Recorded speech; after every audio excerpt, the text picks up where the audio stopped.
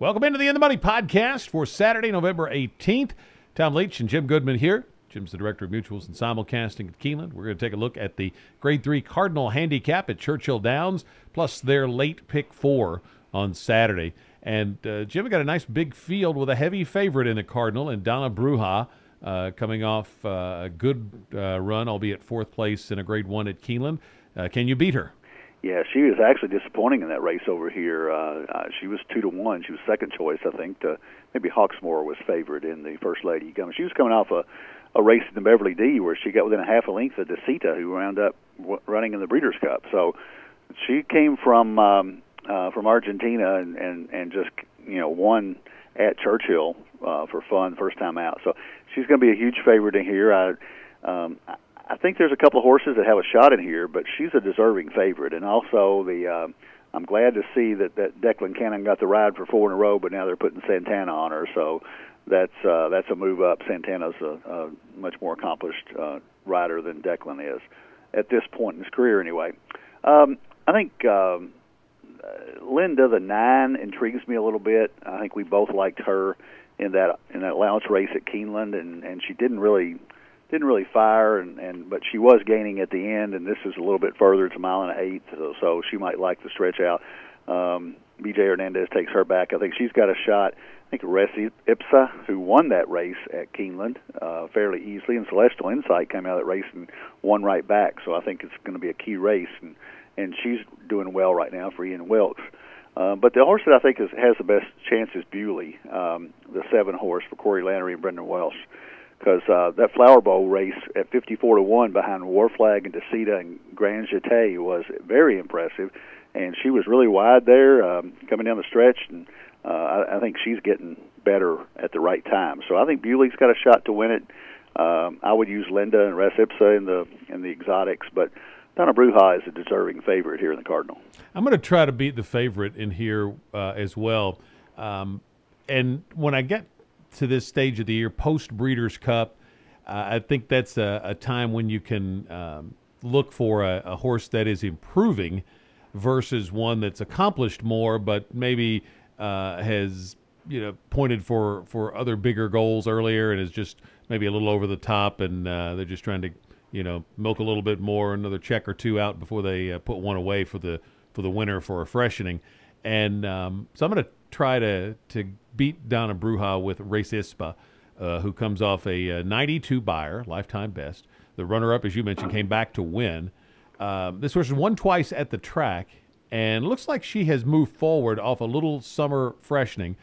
Came back and won a good race at Kentucky Downs, and then off that looked good, winning last time at Keeneland. We mentioned the runner-up's back to win. She's never been a mile and an eighth, but she's by English Channel, so I don't think that distance is a problem. In fact, I like the extra 16th of a mile, given that she has to negotiate a trip from the 11 hole. So I'm going to try to get there with Race Ispa. I'll certainly use Donna Bruja because if she is on somewhere close to the top of her game, I think she's the best here. Bewley, I also like. That's the one I almost picked here.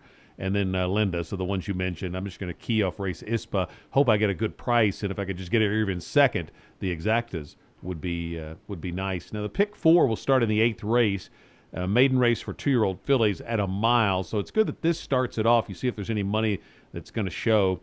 And I'm going to take the 11 in here just for the win pick. Ceruzu was 6-1 in the debut for Shug McGahee, who's not known for firing first time out. So the fact that one took some money intrigued me.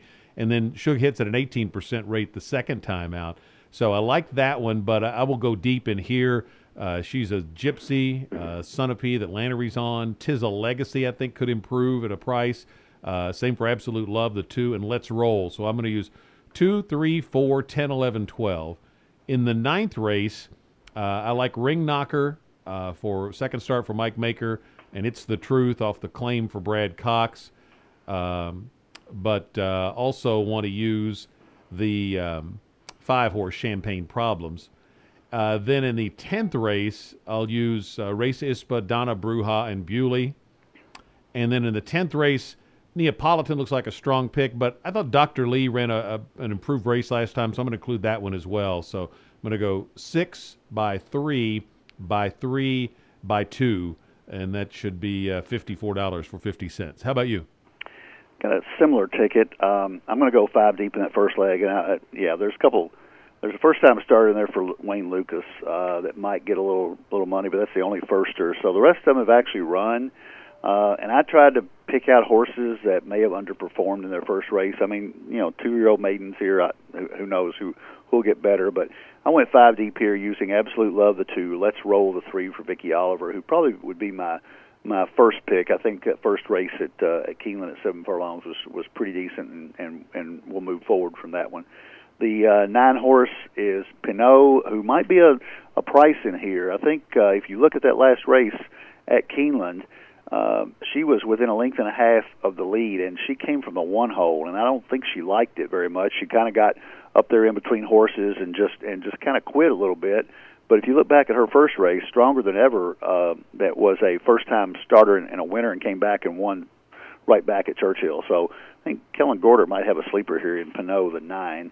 And then I'm also using your 11 horse Ceruzu and 12. She's a gypsy. So go 5 deep there, 2, 3, 9, 11, 12.